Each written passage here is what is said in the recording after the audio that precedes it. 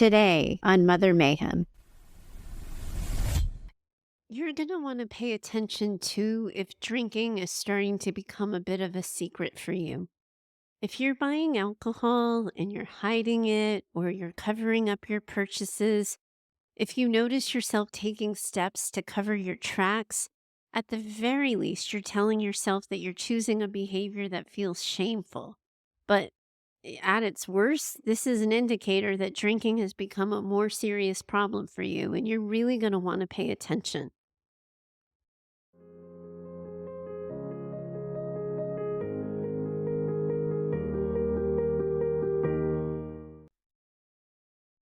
Welcome back to Mother Mayhem, the Narcissistic Abuse Recovery Podcast for Daughters.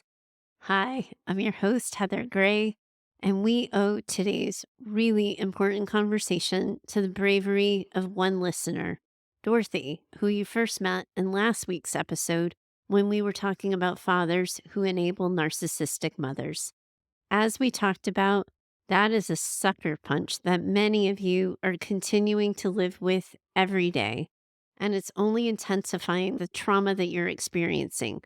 Now, Dorothy was honest with us when she shared that one of the ways that she ends up managing her feelings is with alcohol, and she was looking for support in stopping that. Here's how she put it for us. Another area of interest related to trauma and not feeling attached, loved as a kid is how addiction plays into it. I'm sure I'm not alone in saying that I have struggled with addiction most of my life, especially alcohol.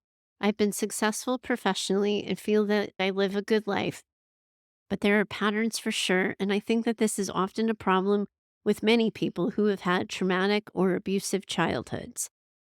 First, Dorothy, I really want to honor and respect your bravery. In bringing this conversation to light, you're going to be helping so many other women in this exact same struggle. Addiction, dependency, and dysfunctional coping mechanisms, they all bring so much shame, don't they? And sometimes we just like to hide them in the dark and let them be our own dirty little secrets. I follow the work of Brene Brown, and she often, so often says to us that shame cannot exist in the light.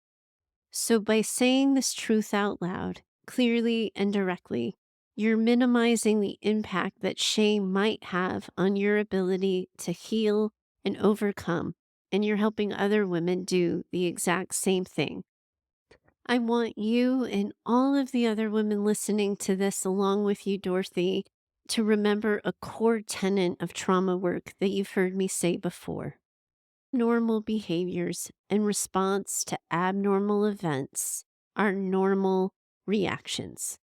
I've said it before, and you're going to hear me say it again, but it is normal after childhood impacted by emotional abuse and abandonment that you would search for things to ease the pain, numb the pain, or eliminate the pain altogether. That is a normal response, and I understand how you got here.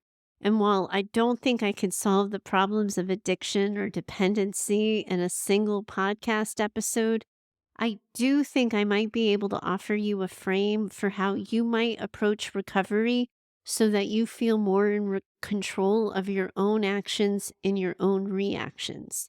So let's start first by understanding how you got here. It's not uncommon for individuals who've experienced traumatic and abusive childhoods, particularly ones with disrupted attachment or emotional neglect. It's not unexpected that you all are going to struggle with addiction or some sort of chemical dependency later in life. And we know that from our previous conversations, emotional neglect and abandonment creates this disrupted attachment. You're left with emotional wounds and a sense of emptiness that you were never provided the tools to deal with. At some point, some of you, and you might have been quite young even, you realize that your emotional pain decreases with alcohol use or substance use. For some, you might have found comfort in food, or you might have found comfort in sex. Others of you might have found relief in some form of self harm, like cutting or burning yourselves. And if you think about it, all of that makes sense because all of you have been programmed from a really early age not to be in the way, to be super responsible, to not be difficult, to not make waves, and to not react to things.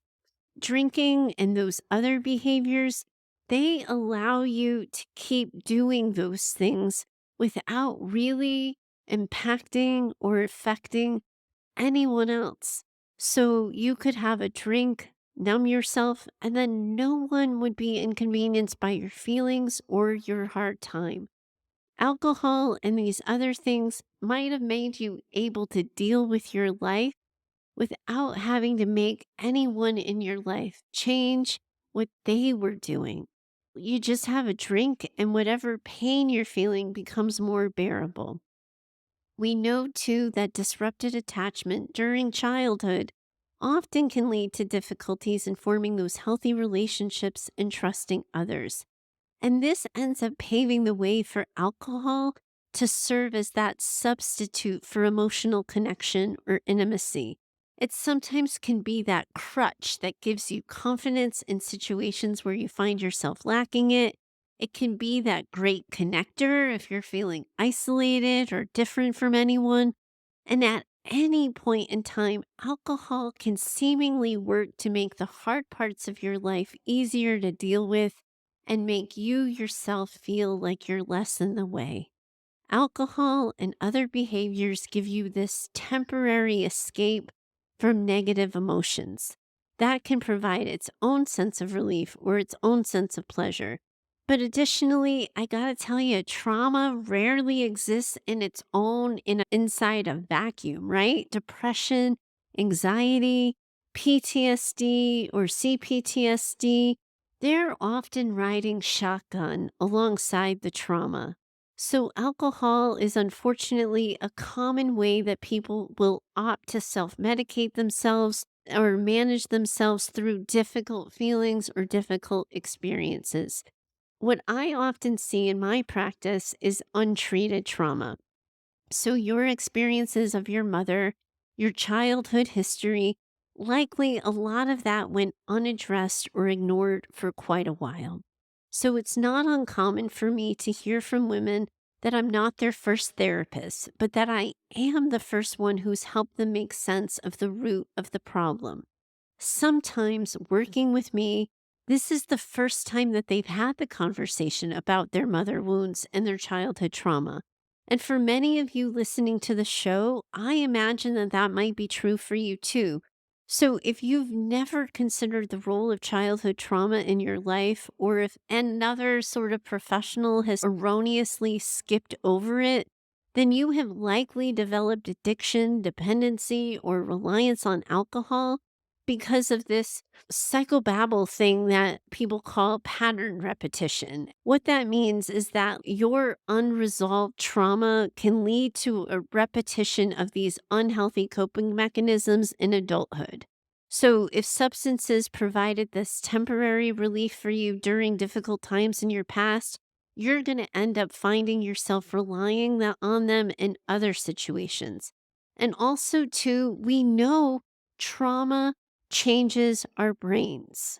One of the ways that it can impact the brain is that it changes or alters in a way how your brain receives or interprets pleasure or rewards. So, this is going to make you more vulnerable to addiction as you're trying to access that reward center of your brain that trauma has impacted or somehow compromised. And we know that the narcissistic mother wound cuts deep and it affects so many areas of your life. You might experience this in a disconnected relationship with yourself. You might be experiencing hypervigilance. We heard that last week. Low self esteem or difficulty in relationships with other people. And all of these struggles are ripe for alcohol dependency to make an appearance. It makes sense to me.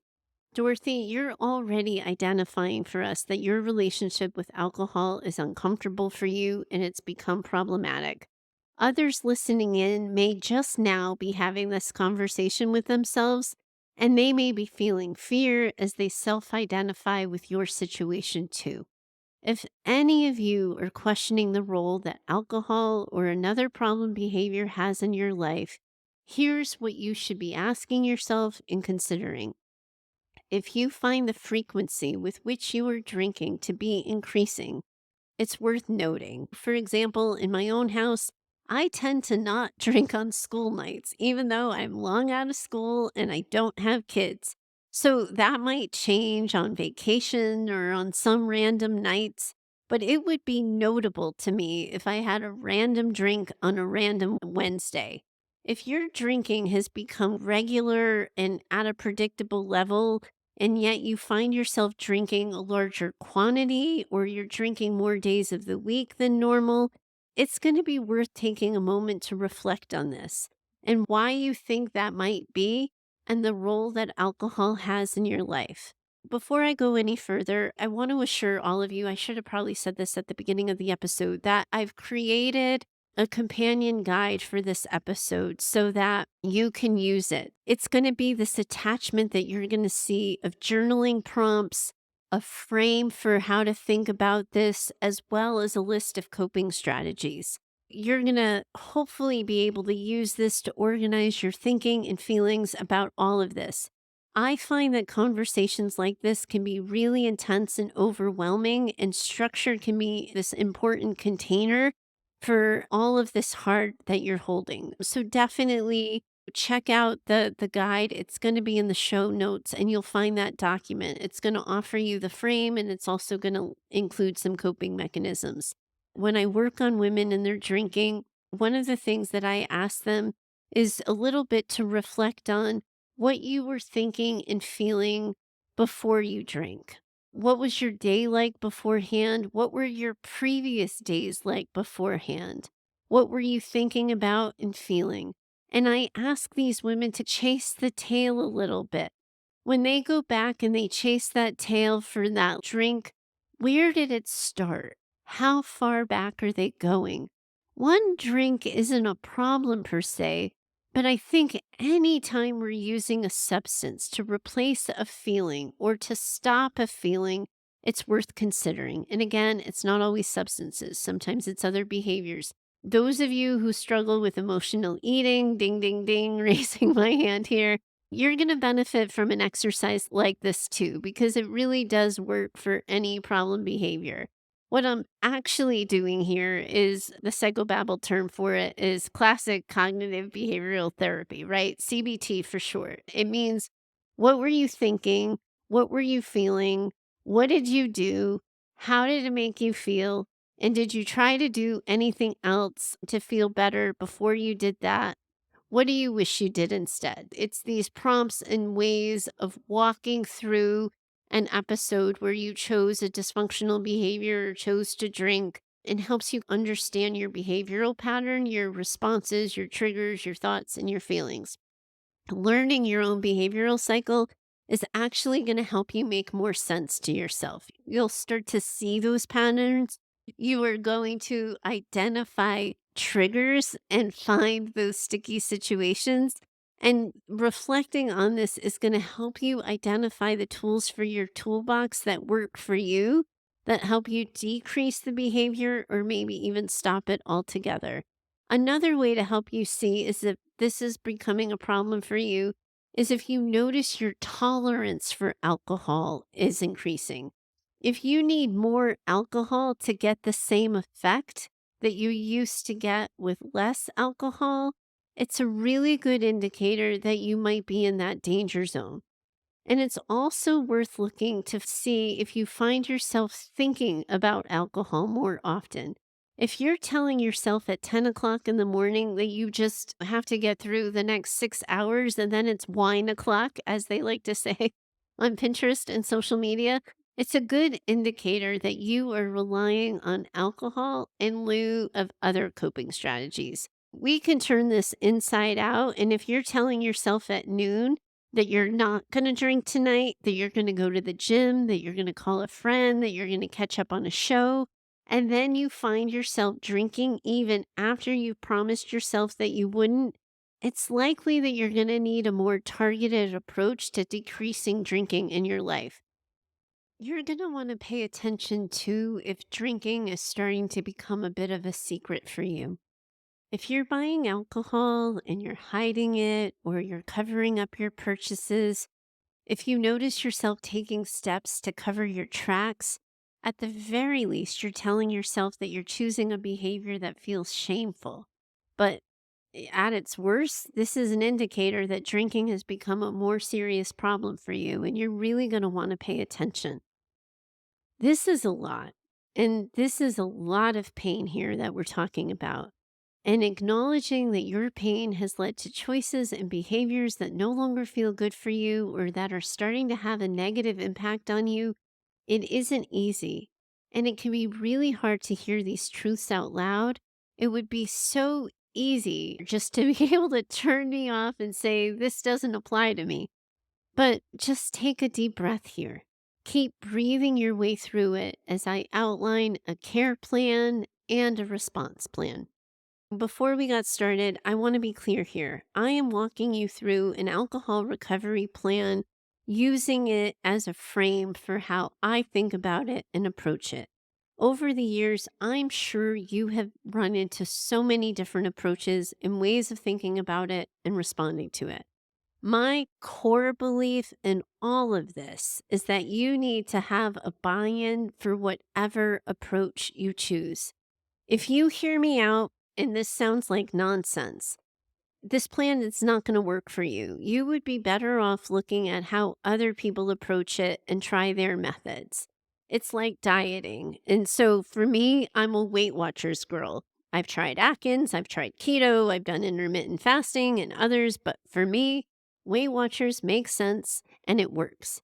I don't have buy-in to the other ones, so they don't work for me. And telling you this, I have to be honest, guys, it's making me actually laugh a little bit. At one point, I tried the Noom app, Noom.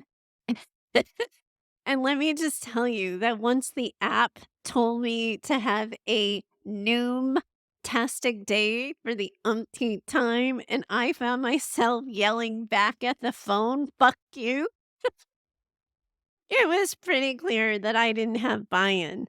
So this is all to say that if you are listening to me lay out this plan and you find yourself telling me to fuck off, my plan here might not be the right one for you. And that is totally okay. What's most important is that you're already identifying that this is a problem you see for yourself and you're seeking a solution. That is what matters. So here goes. I'm going to offer the plan and then the coping mechanisms that can assist with making the plan manageable and tolerable. I'm going to include all of this in that document that I'm going to create for this episode. So for now, all you have to do is listen. You can take notes if you want to, but everything's going to be in the doc. The first part of the plan, you're going to want to think about goal setting. This is about getting crystal clear with yourself about what your goal is. Now, I'm going to tell you my belief and my bias that the best course of action when you are identifying a reliance on alcohol, another substance, or another behavior is that you stop drinking altogether. I find that there's too many mental games that can be played, and there's too much preoccupation with drinking or how many drinks you're going to have or how often you're going to allow yourself to have them that end up giving alcohol way too much presence and power in your life when you simply try to decrease or quote unquote monitor your drinking. That being said, I've had clients who have been crystal clear with me that they are not willing to live sober lives. And for them, I ask them to decide what amount of drinking feels good for them, what feels like healthy control, and I encourage them to choose that. What are some of your long and short term goals that you have for the role of alcohol in your life? What other goals might you have for your overall physical health or your mental well being. Now, it's totally okay, obviously, if addressing alcohol is your only goal. That is a big goal, and you may only be able to tackle that one thing, but you just want to make sure your goals are specific, measurable, and observable so you know when you meet them. You're going to want to consider getting professional help. You are so used to taking on everything and doing it yourself, and you are used to making yourself the answer to every question. It can be hard to admit to someone outside of your circle that you're struggling. Sometimes that's the hardest thing to overcome. But sharing your burden with a trained professional who can be the expert on it for you will take the pressure off of you so you can actually focus on your own healing. Consider getting a therapist, joining a support group, connecting with AA, or joining an online community dedicated to helping you have a better relationship with alcohol. Professional help, it also helps you get to the root of the problem. For those of you listening, the root of this problem, more often than not, is going to be childhood trauma recovery, narcissistic abuse recovery, CPTSD recovery, likely a combination of all of the above. But if you do the work to heal your trauma and rewrite your narrative, the desire to drink and self medicate will decrease because you're going to feel more empowered to manage your own feelings instead of feeling like you have to numb them. You are going to want to find your people, your support network. Who are your people? Who can you share this with? Who will root for you without judging? Who can you falter in front of? The shame of alcohol dependency or other poor coping mechanisms, it often keeps people private and isolated. But the evidence shows that support and encouragement go a long way in healing and recovery. Without it, you're in this echo chamber of your own thoughts, correcting your own thinking errors, and it's really hard to do on your own. So, you're going to want to start collecting coping mechanisms. Any tools or strategies that have worked for you in the past, make note of them. As you collect new things that work, make note of those too. In moments of indecision, when you're tempted to drink, it's going to be hard to recall that other things besides alcohol actually work. So it's going to help you to have a concrete list of things that do help and have helped you. That kind of list could be invaluable in getting you to decrease your drinking or not drink altogether. And as you've listened to this show for a while, you may have already collected some tools and strategies that have started to work for you that you've learned here. So, after I walk you through this frame, I'm going to be offering a list of additional ones that you might want to try. But absolutely, alternative coping mechanisms are going to be crucial to your recovery. You have been drinking to cope with mad, sad, scared feelings, and you have been living with these feelings your entire life. If we don't start listing out and making alternative coping strategies accessible to you and easy to identify and reach, in those moments of feeling mad, sad, and scared, you're only going to end up wanting to drink more. You're also going to want to look at your lifestyle. Are there certain places or situations that trigger or instigate your drinking behavior? What do you need to start avoiding in order to be more successful? You may need to avoid situations with drinking altogether, at least until you get your feet under you and feel like you have a handle on the problem. You're also going to want to consider getting physical. Okay. Now, admittedly, I just said that and rolled my eyes as I said it, but trauma recovery, it really does involve so much freaking head work.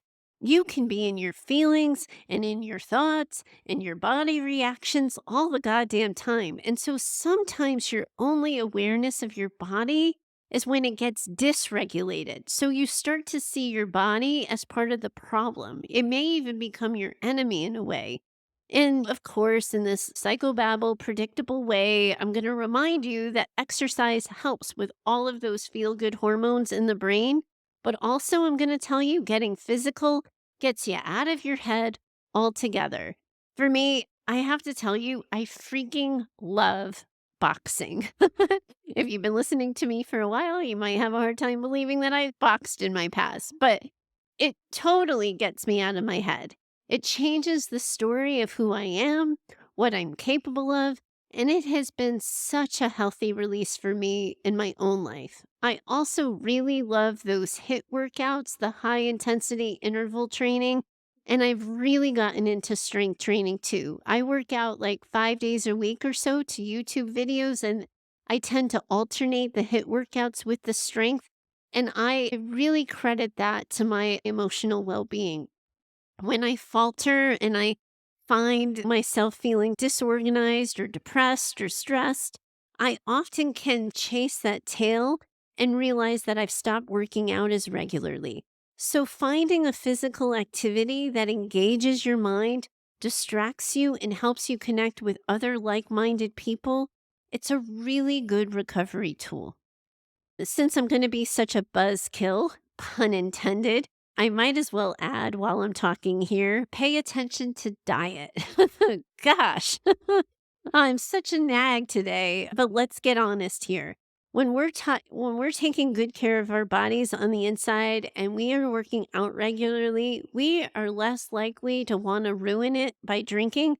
But also, though, a healthy diet and that good exercise, the combination helps balance us out and it allows for our moods to stabilize. So I gotta tell you, I am a donut girl. I am a French fry girl. I'm the Weight Watchers girl. So it really does pain me to say it. But when you are working on getting mentally stronger, a healthy diet is going to enable you and get you so much further than those gosh darn French fries and donuts do. You're also going to want to make a trigger plan. You are going to want to get ahead of tricky and dicey situations by planning for them. If you know that something's going to be hard for you to manage without alcohol, question whether or not you really actually need to go. And if you do need to go, who can you text or who can you check in with or what can you do instead? I also would suggest, and people laugh at me when I say this, but make a plan for what you're going to drink instead. I can't tell you how many sober people I know that just have tonic water and lime. Unless you really like tonic water, that to me seems like punishing yourself for having a sober life. We're living in a time when people are becoming more and more sober curious, more and more sober aware. So, a lot of places they're going to offer a mocktail. Allow yourself a mocktail. Bring your own fresh squeezed juice and ask for some Sprite in it, or ask for a ginger beer with lime. You might find that there's nothing you want more than that drink, but at least give yourself your best shot by offering yourself something more enjoyable than plain old tonic water. Ask yourself in general before these tricky, sticky events, what do I need to get through this situation sober? And allow yourself to have it. Ask for help, accept help. This next one, none of you are going to like, but you all have to plan for relapse. I honestly, gosh, I wish I could just shout this from the rooftops. I'm recovering from a sinus infection and my voice is going as I record as it is. So I'm not going to shout, but y'all have to know relapse is part of recovery. I'm going to say that one again since I can't shout from the rooftops. Relapse is part of recovery. Sometimes you can only learn your triggers or your soft spots when you falter. Relapse isn't failure, it's part of the process. So you want to learn from it. You want to chase the tail. You want to look at the contributing factors and where you could have taken a right instead of a left. What did you try? What didn't you try? What worked? What didn't? Relapse offers so much data, so be willing to reflect on it and ask yourself those hard questions. You're also, while trying to get sober or drink less, you are going to have to plan on letting other things go. If you stop drinking, you might start eating. You might start binging trash TV or sleeping more. You might stop cleaning the house or distance yourself from people. Your desire to be perfect in recovery will likely outlast common sense. I have seen that be true over and over again. So, if a friend of yours was trying to get sober, how much would you be expecting of her? If your younger self were trying to get sober and take better care of herself, how much would you be asking of her? How much would you want her to lower her own expectations of herself and hold yourself to that same standard? Once you get your feet under you and you collect a period of sobriety, whatever that looks like for you, you can get back to meeting all your other expectations. But for now, one thing at a time, one day at a time. It is a mantra in AA for a reason. I want you to think about celebrating the wins, the big wins, the small wins. Collect the days, collect the weeks, collect the months of sobriety. Make note of the times that you wanted to drink but didn't. Make note of the times that you thought you would falter but you didn't. Catch yourself when you're being good and notice it. So often we harp on our failures and we dwell on them. Dwell on your wins with that same intensity. Write them down. Make them visible. Alcohol hasn't really been a concern for me in my life, but my problem with my weight, emotional eating, I am so there. And during the pandemic, I knew that that scale of mine was going to go up or it was going to go down. So I logged every workout I did every day. I logged into the Weight Watchers app and I got myself a small gem or a token every time I lost 5 pounds. And I have a little collection of these stones on my desk to remind myself of the achievement. And it stays out even when I gain a few pounds back or I have to get back on the wagon. There are so many other things that I could be and probably should be including in what makes a solid recovery plan. But for now, I'm going to let it be here. I probably should have led with this, another thing, hindsight 2020, but I don't have a specialty in alcohol or substance abuse. Most people who struggle with addiction struggle because of trauma, so I really do try to keep myself well versed in current methods and modalities.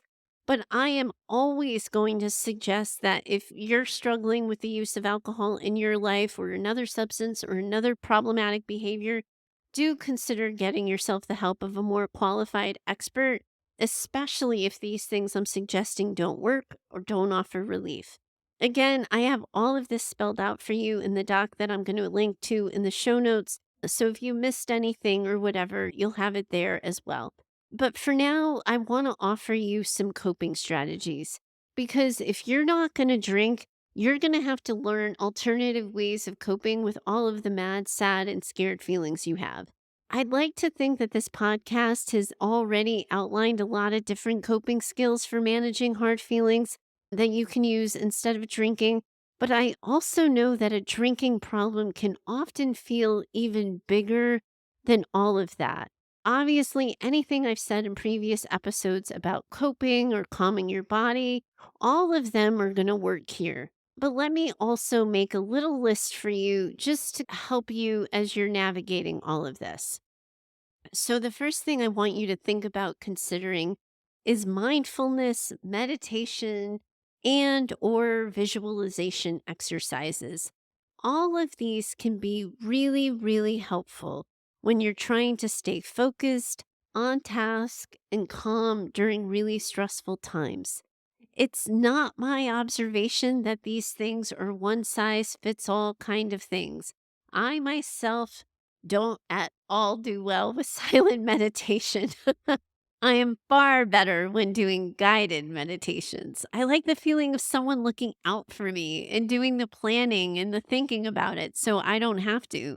And I really like deep breathing exercises too. Like any of the coping strategies, you want to be open to trial and error and staying curious about yourself. If something doesn't work for you, it doesn't work for you, and that's okay. All you have to do is a search for meditation or mindfulness exercises, and a whole plethora of them are going to come up for you. And remember what I just finished saying earlier about getting physical.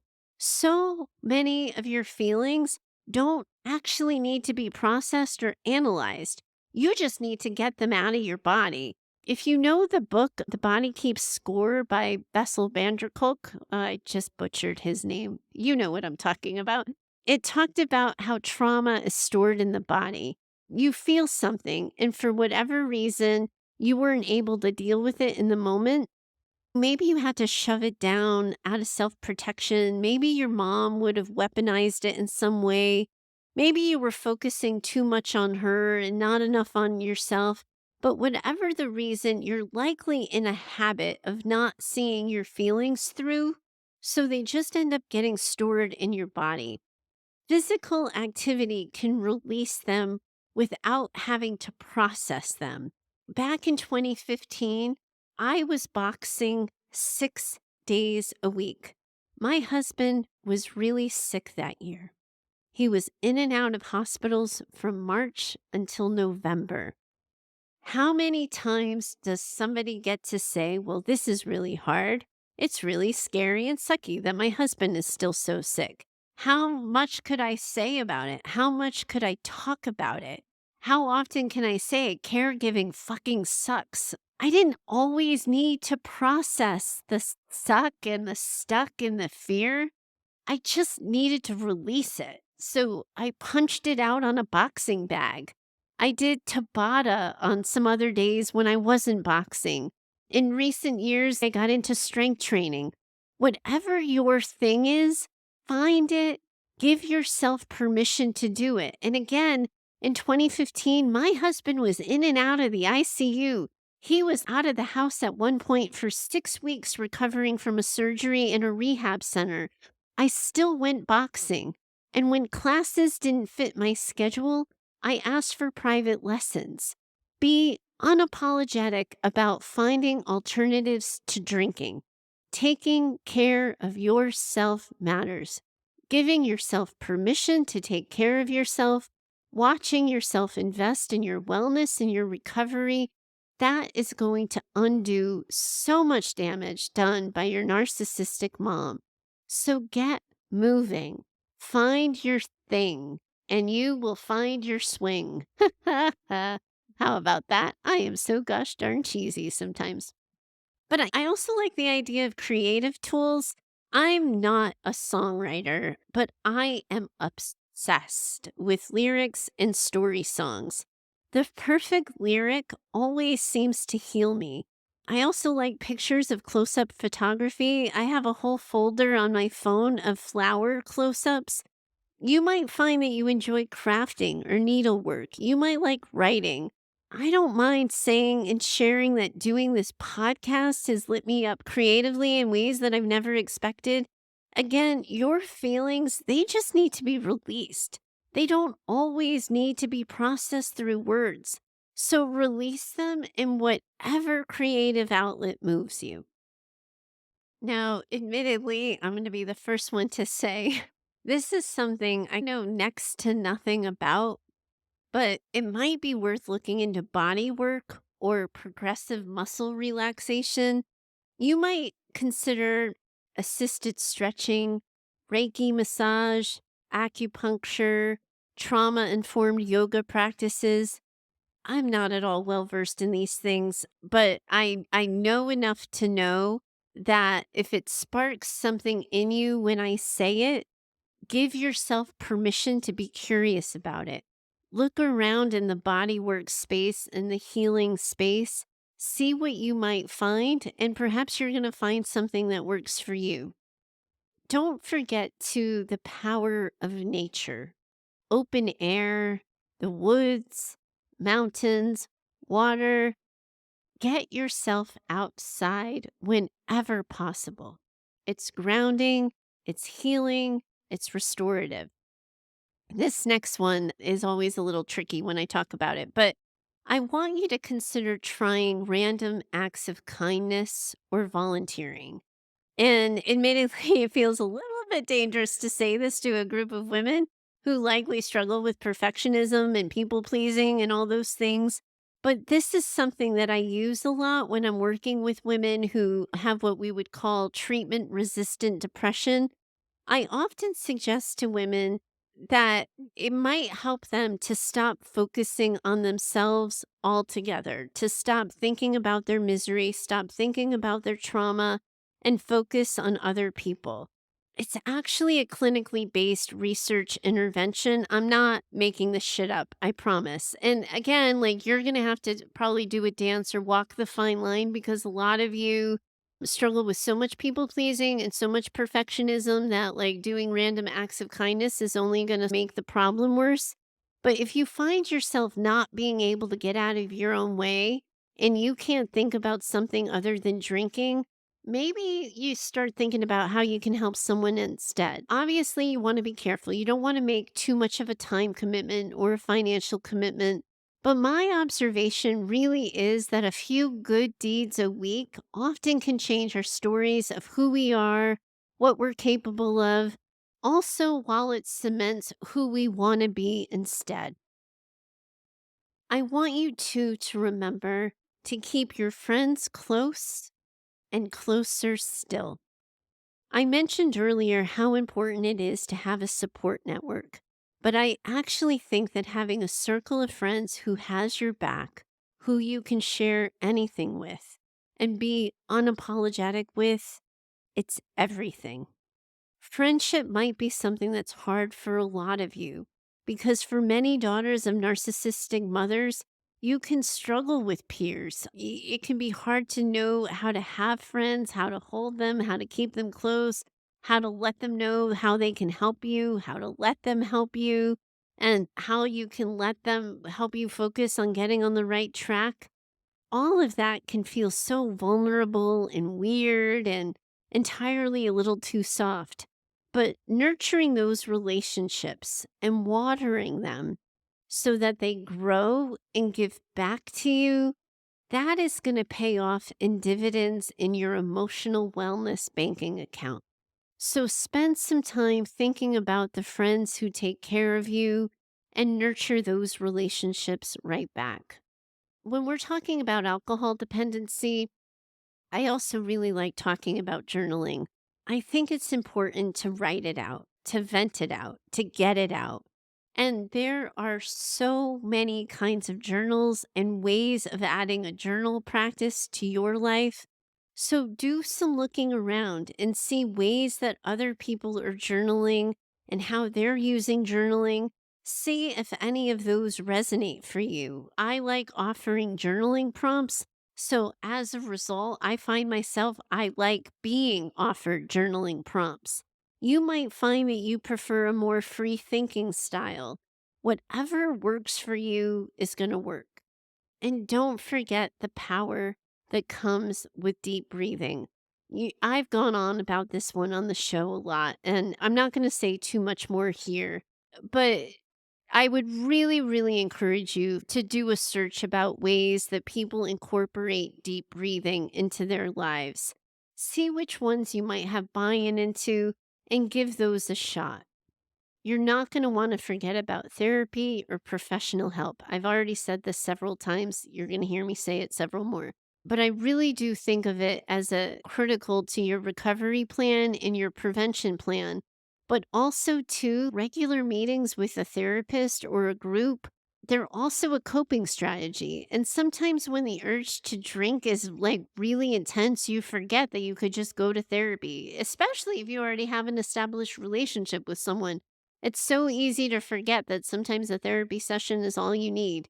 Or you don't think you want to go because you're feeling bad that you've been drinking or have been triggered to drink. And you're really going to want to work on getting out of your own way about that, remembering that relapse is part of recovery But if you have someone professional that you already know and that you've already connected with, a really good coping strategy is always going to be to schedule some time with them. This next one, you're going to want to check in with yourself here about what self care means to you, how you're doing with your own self care. This is such a loaded one because I think we all send each other to the spa every single time we talk about self care. And so if you are the mani pedi girl and it hasn't been a while, go get yourself a mani pedi. If you do prefer to be well manicured or groomed and that's your idea of self care, go get yourself that facial or give yourself a facial at home. Get yourself that intensive hair conditioning treatment. But also, too, maybe you instead schedule a morning when you sleep in. Maybe you're making sure that you're stocked on all of your other creature comforts aside from alcohol. So you're making sure that you have really good coffee available, your favorite tea, perhaps a lotion or a perfume or a body wash. Maybe you like candlelight or baths or candlelight and baths, whatever floats your rubber ducky. A huge part of my own self-care, it's this curated playlist that I have on Spotify. Maybe you let me know if you want this playlist. I don't know. I've wondered if I should do one for the show, but I have this Heather Made Me Listen playlist that I subject my friends and family to. So perhaps I'm going to invite all of you to listen too. But it comes with a huge ass warning because I like country music and I know that isn't for everyone. But this is your reminder that self care looks different for everyone. And so if it's music, find your music, get yourself your playlist. It doesn't have to be mine. Self care for me is also the most perfect bedding, the perfect sheets, the perfect pillow. I make my coffee from this crazy, stupid, expensive coffee machine that I decided was too expensive, but my husband gifted me for Christmas. And I treat myself to coffee from really special places on days when I need an extra boost. So the special coffee only comes out on the days I need that special boost. Otherwise, it's just regular old plain old coffee for me. I talked earlier about when my husband was sick in 2015. And ever since then, he tires really easily. So often, most nights, we're in bed by 9. That is way earlier than I would prefer on any night. So on weekends, he goes to bed with the dog, and I stay up and I watch my collection of shows that only interest me. And I consider that one of my most favorite things of self care. I like farmers markets, so I go to one every single week. None of these may be your idea of self care, and that is totally okay. But I want you to start getting curious about what you do consider self care, and then I want to start getting you to this place where you let yourself have it. I also want you to pick a mantra. Aren't we all kind of suckers for these like quick quotables where we pick something and it motivates us or inspires us? Is there one that you have that kind of sticks out above the rest? Keep a collection of them or the ones that you like and make them easily accessible to you. If you have one that's this particular guiding light for you, if it's one that really moves you and drives you, put it as the screensaver on your phone. Put it on your bathroom mirror. Put it on your nightstand, on your refrigerator, on your desktop. Surround yourself with that sentiment of the feelings, of the things you want to be thinking about yourself and how you want to be thinking about your life. I don't want you to forget either that your boundaries are a coping strategy too. You're not going to be as driven to drink if you're protecting your limits and your boundaries. I've done a whole show on this in the past and it's come up in other episodes too. So I'm not going to go too far down this rabbit hole talking about this. But I would encourage you to check in with yourself about your boundaries, see if they need adjusting, give them attention, especially if you're finding yourself more triggered to drink because so and so keeps doing this or so and so keeps doing that. You might need a little boundary refresh. Puzzles and games can be really great distractors. You can pick up a jigsaw, you can grab a game, you can check out an escape room, pick up a crossword, join me in my daily Wordle. Whatever works to get your mind off drinking is going to help you through more minutes, more hours, more days, and more months of not drinking. I'm being careful with this one as I say this because Heather Clark is my editor for the show, and she is a decluttering expert. But I'm also gonna tell you, and I don't mind saying it out loud, that for some of you, cleaning and decluttering, it is a gigantic pain in the ass. But man, sometimes it does bring such satisfaction. So you want to pick a drawer, pick a closet, pick a corner, pick a countertop, pick your car, pick anything and bring it to something that feels good, clean, and new. Then pick something else. And if this whole idea of cleaning and decluttering feels like something that would drive you to drink, obviously skip it. But my observation for a lot of people is that my clients who are struggling with holding on to clutter and disorganization in their lives, it is a maladaptive coping strategy for their trauma.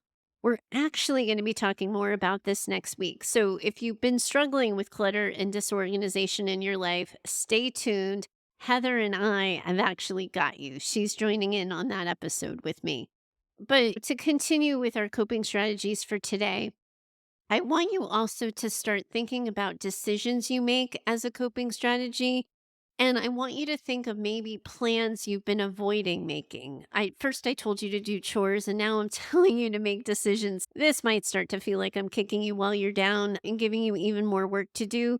But a lot of people, I got to tell you, are triggered to drink because they're avoiding dealing with things. So they're skipping conflicts, they're dodging those hard conversations, and kicking the can down the road feels like the solution in the moment. And you might be seeing now how it's only created a bigger problem for you.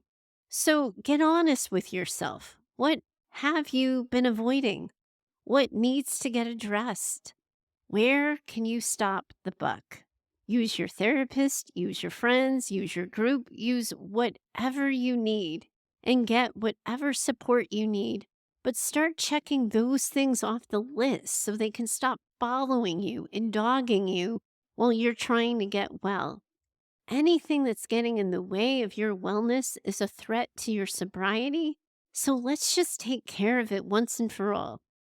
I'm also wondering here, is gratitude your thing?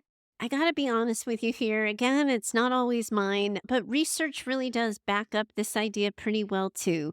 I'm not really any good at offering a solid gratitude practice, but if you have one that works for you, let it work for you and use it. If you don't have a practice, I haven't turned you off with my kind of snarky comments about it. If the idea makes you curious and you want to learn more, go ahead and search for it. Learn more. There's so many options out there. Don't be shy about using them. And remember what I said, and I've been saying anything that you have buy in into that feels healthier than drinking is going to be the thing that works for you. I would also check in on your use of social media right about now, and I would make sure that your social is working for you. Make sure you're only following the social media accounts that make you feel good. Make sure they're offering you a healthy distraction as opposed to a distraction that's making you want to drink more. Make sure the people and the accounts and the people you follow that they are supporting the kind of life you want to be living. I intentionally follow a lot of artisans because I love looking at a social media feed that's filled with pottery and color and pretty things.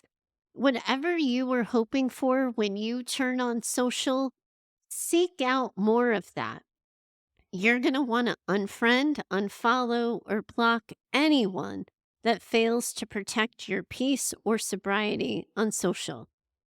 And lastly, I was just talking in session about this last week with someone who thanked me for this.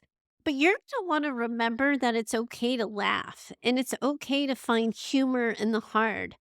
You want to welcome in any moment of levity that finds you. Seek out the moments of levity, share them.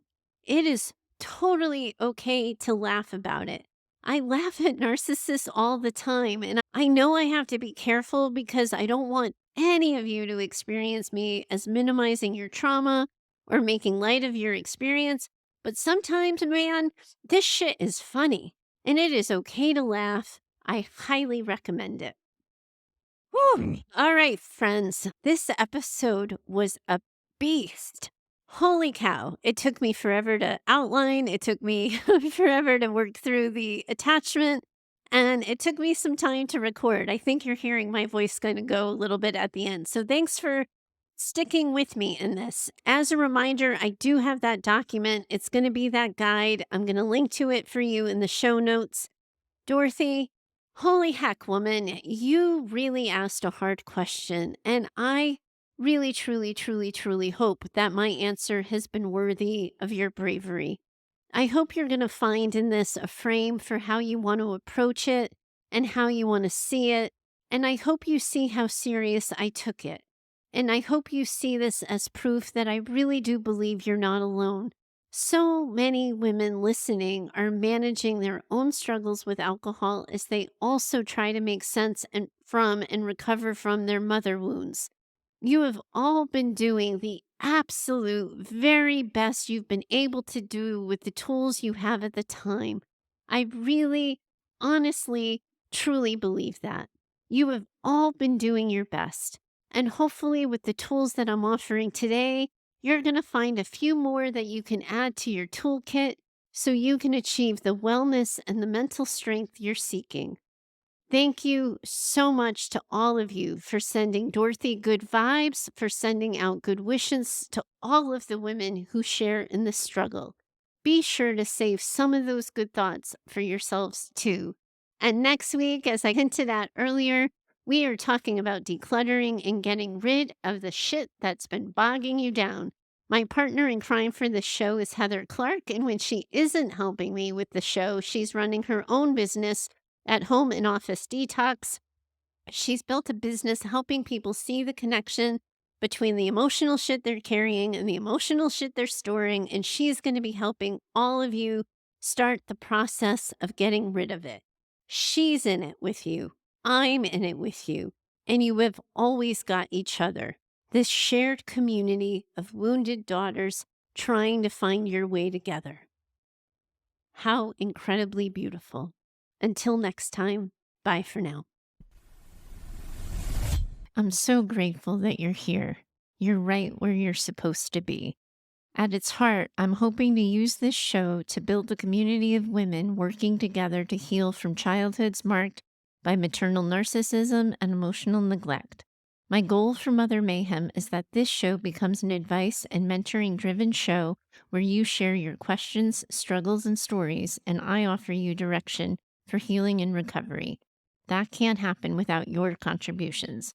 I invite you to send a recorded voice memo or write in an email with your questions and things you're struggling with. You can always find me over at heather@daughtersnpd.com. To connect further, I invite you to find me over at Instagram and occasionally on TikTok at DaughtersNPD. If you know another woman who needs this conversation in her life, I'm going to ask that you share the show with her. You can help me get the word out with your reviews and social shares of the show, and I hope you'll consider doing so. Special thanks to Heather Clark for editing this show. She's in my head and knows what I meant to say when the words come out backwards. Thanks for your time today. I'm always in it with you. Bye for now.